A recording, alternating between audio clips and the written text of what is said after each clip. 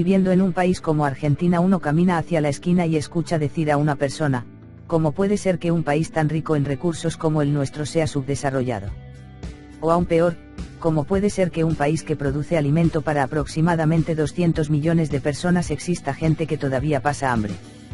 Estas preguntas podrían ser aplicadas de forma similar a muchos países de América Latina e incluso muchos países subdesarrollados del mundo. Pero estas preguntas, que parecen difíciles de explicar debido a su contraste, no es ninguna paradoja, sino que es propio del funcionamiento general del sistema de producción. Es por eso que nos tenemos que remontar a otra pregunta más general: ¿cómo funciona internamente la estructura económica de un modo de producción? Para empezar, diremos que para el materialismo histórico no existe producción general, como cree la economía clásica. La producción general sería un análisis ahistórico funcionando con las mismas leyes en todo momento histórico. El capital, como herramienta de trabajo, la tierra, el trabajo son elementos generales de la producción. Es importante esta separación porque se puede caer en el error grave de creer que la propiedad privada es algo natural, y no histórico, y la distribución algo arbitrario independiente de la economía y de la producción general. Una vez entendido esto, añadamos otra pregunta: ¿por qué determinados sujetos consumen más bienes y servicios que otros? O podríamos también decir: ¿por qué un Estado-nación consume más que otro Estado-nación? Una pregunta simple podría ser: ¿por qué los bienes y servicios se distribuyen asimétricamente? Es decir, como primera premisa podemos decir que el consumo depende de la distribución de los productos de consumo entre los sujetos. De acá vamos a una segunda pregunta: ¿de qué depende la asimetría de la distribución del producto de consumo entre los sujetos? Si hablamos de la distribución de los productos de consumo en una sociedad y cómo se configura esta distribución, debemos hablar entonces de la distribución de los medios de producción, capital, tierra, y hablar de la distribución de los miembros de la sociedad en distintas ramas de la producción, lo que llamaremos modo de distribución. De esta forma avanzamos hacia una segunda premisa que dice que la distribución de los productos de consumo está determinada por la distribución de los medios de producción y la distribución de los miembros de la sociedad en las distintas ramas de la producción.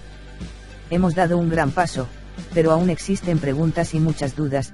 Por eso, cuestionamos y decimos: ¿a qué se debe la distribución de los miembros de la sociedad en las distintas ramas de la producción y la distribución de los medios de producción en una sociedad?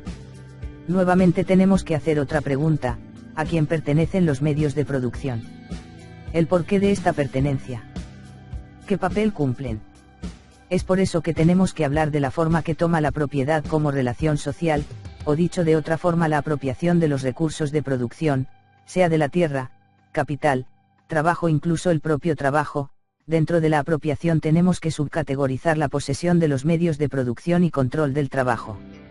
No siempre coinciden propiedad con posesión y control del trabajo. Por ejemplo, en la sociedad feudal la nobleza tenía la propiedad de la tierra, pero era el siervo quien tenía la posesión de esta y disponía de medios propios para el control del trabajo. Un arquitecto puede tener el control del proceso de trabajo, pero carece de propiedad y posesión de este. En el capitalismo moderno, en la relación burguesía-obreros, propiedad, posesión y control del trabajo tienden a equipararse a la misma relación social, estando bajo al mando del burgués. Pero volvamos nuevamente al tema. Desde aquí construimos una tercera premisa en la que decimos que la distribución de los medios de producción y la distribución de los miembros de la sociedad en distintas ramas de la producción, en concreto un modo distribución, están determinada por la apropiación por parte de los miembros de la sociedad de los recursos económicos o, dicho de otra forma, está determinado por la forma de apropiación en sus diferentes grados de desarrollo histórico-social. Entendernos como apropiación, al estadio del desarrollo histórico de la propiedad, la posesión y el control, sea capital, tierra, trabajo, etc. Vemos que la distribución de los medios de producción y por ende la distribución de los productos de consumo están determinado por el carácter social en sus grados de desarrollo de la apropiación. Tenemos que tener dos cuestiones en cuenta en esta premisa: que la propiedad, desarrollada en el capital, el trabajo, la tierra, genera en su lado opuesto la no propiedad. El desarrollo de las fuerzas productivas tiende a concentrar la propiedad en menos manos, mientras que la no propiedad se expande en un número mayor de miembros de la sociedad. Por otro lado, decimos que la propiedad no es un producto natural del hombre o la sociedad, independiente de la historia como cree la economía clásica, o un derecho natural como cree las visiones contractualistas. Por el contrario, es un marco del desarrollo histórico de la sociedad, producto de contradicciones internas por la que va tomando distintas formas. Hemos llegado a algunas conclusiones, pero aún quedan dudas por resolver. Es por eso que preguntamos a qué se debe la forma de la propiedad en sus distintas instancias de desarrollo, si la forma de la propiedad se mueve en un marco político-social jurídico creado por el hombre, en qué lugar se encuentra la producción. Si no existe producción general como hablamos anteriormente, es precisamente porque existe modos de producción históricamente determinados, a la vez este se encuentra en determinada fase de desarrollo configurado en una formación social concreta, que a la vez este se encuentra en una coyuntura concreta que debe ser vista como un proceso histórico dinámico. En su estructura económica el modo de producción contiene los elementos generales de la producción: capital, tierra, trabajo, que se encuentra en un grado de desarrollo de sus fuerzas productivas y a la vez se configura las relaciones de producción.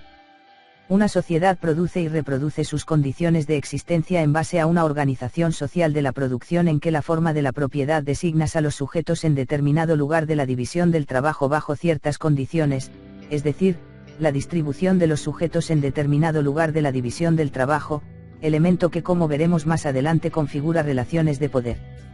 Por eso la producción en su forma histórica, modo de producción, formación social concreta, coyuntura, funciona como un todo complejo cambiante en la que condiciona la forma de la apropiación, la distribución y el consumo.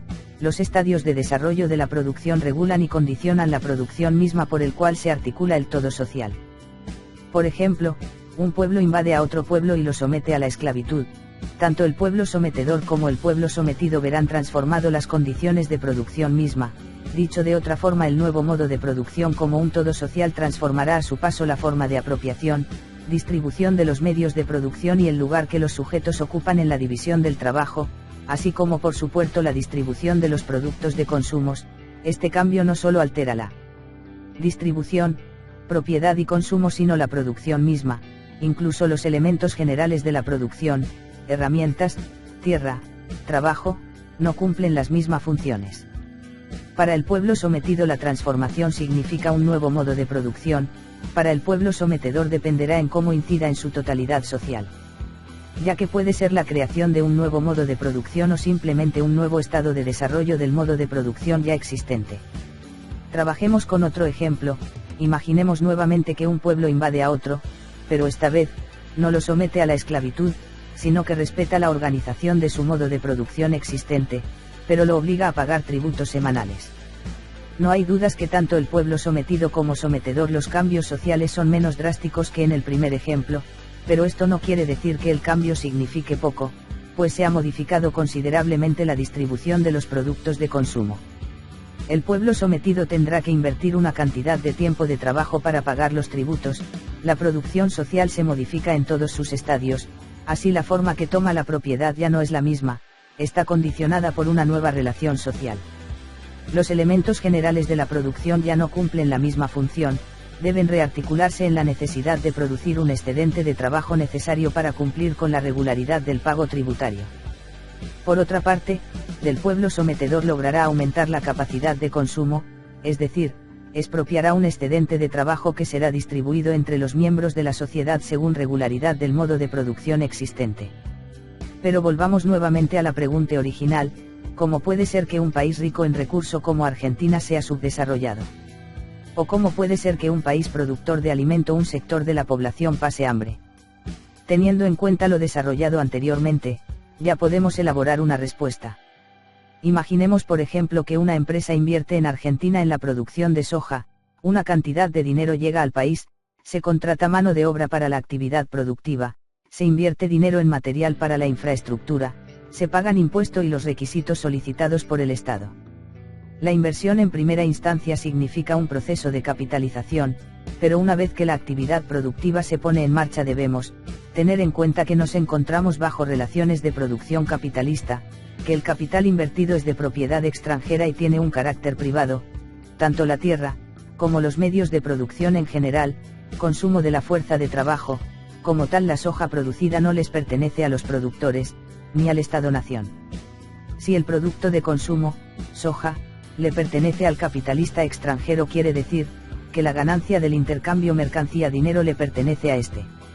Al proceso de capitalización producto de la inversión extranjera le sigue un proceso de descapitalización que se inicia cuando la actividad productiva emprende su marcha, que recorre su camino en base a la fórmula del capital dinero-mercancía-dinero. Se invierte dinero en consumo productivo que incluye el mantenimiento de los medios de producción y elementos necesarios para este. Se invierte también en fuerza de trabajo y en los diversos impuestos del Estado. Todos estos componentes se suman al valor de la mercancía que transforma en dinero nuevamente a través del intercambio, pero esta vez con una plusvalía que es la ganancia del capital extranjero que sale del país.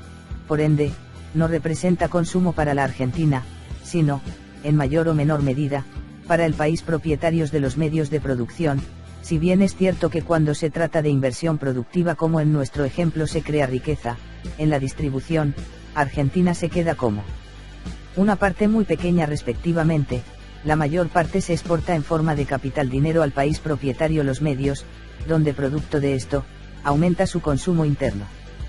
La riqueza de una nación tiene muy poco que ver con la eficiencia del trabajo o incluso la productividad interna, ni siquiera con su industrialización interna, sino con la cantidad de propiedad privada, sea tierra, bancos, empresa, edificio y las dimensiones productivas y de capital de esta. En suma, la expropiación de excedente de fuerza de trabajo y la asimetría de poder que se genera en los vínculos económicos, que inciden en la relación de precio y dependencia tecnológica.